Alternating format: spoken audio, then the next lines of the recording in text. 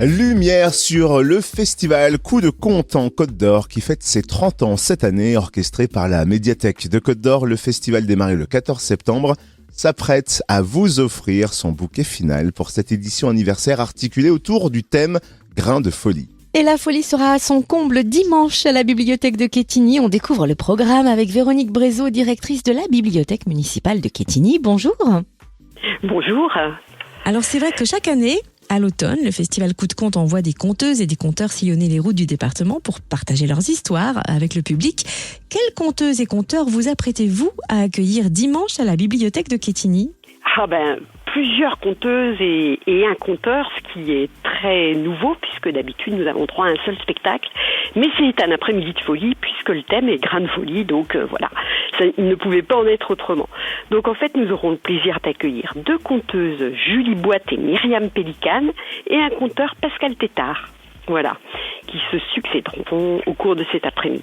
Donc place à un après-midi de conte pour tous, dimanche à partir de 12 ans. Est-ce que vous pouvez nous mettre l'eau à la bouche en nous dévoilant quelques ingrédients de cet après-midi ? Mais bien volontiers. Donc nous accueillerons les spectateurs à 15h30 à l'espace Mendès France. Je leur conseille d'arriver un petit peu avant. Et puis c'est Michel Corté de la compagnie théâtrale quétignoise L'Escalier qui sera un petit peu le maître de cérémonie de ce moment, de cet après-midi.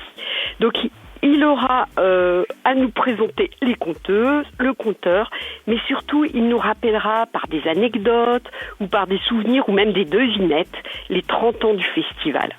Et donc lors de cet après-midi vont se succéder les spectacles de Myriam Pellicane, Julie Boite et de Pascal Tétard, mais aussi les interventions de Michel Corté qui sera aidé par Corinne Chauvet, une autre comédienne de l'Escalier. Et donc, cela devrait nous mener jusqu'à 18h pour un apéritif final offert par la ville de Quetigny et par le conseil départemental. Voilà. Et du coup, la bibliothèque de Quetigny en profite pour proposer plusieurs animations en lien avec la thématique Grain de folie jusqu'en décembre. Quel genre d'animation ? Bien sûr, des animations folles. Donc on a déjà commencé avec les causeries, mais on va avoir mercredi 5 octobre un biblio comme 3 pommes pour les petits de moins de 3 ans, qui proposera des histoires loufoques de petites bestioles. Samedi 22 octobre, nous aurons une journée entière d'atelier d'écriture qui va illustrer cette thématique grain de folie. Alors vraiment journée entière, un matin, après-midi avec possibilité de déjeuner ensemble. Les vacances de Toussaint, on proposera des jeux à vous rendre dingue.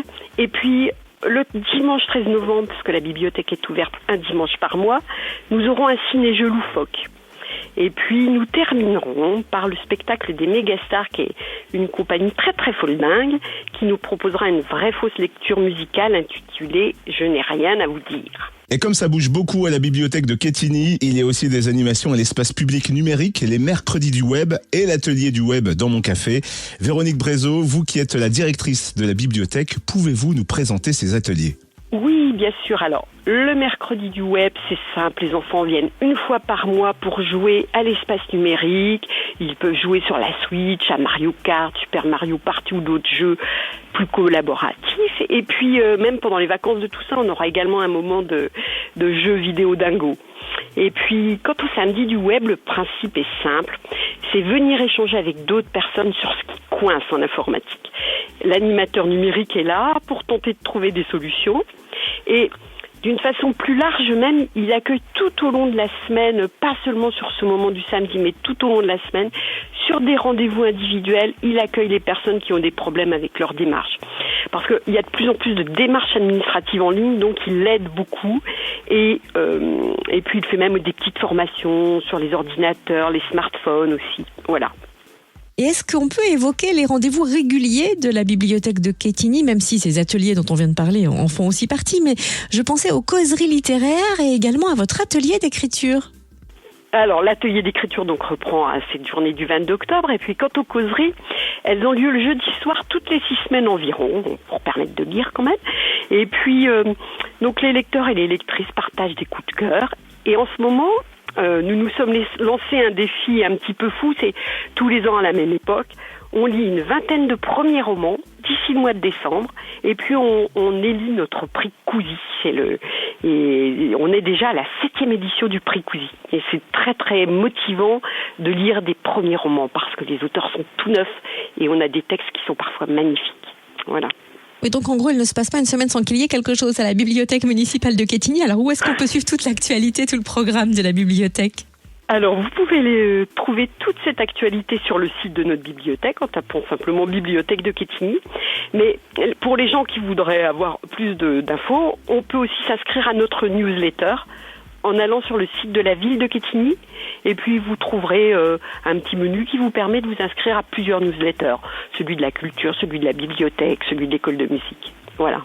Encore mieux, très pratique, c'est parfait. Merci beaucoup Véronique Brézot, directrice de la bibliothèque municipale de Quetigny en Côte d'Or. Je vous remercie.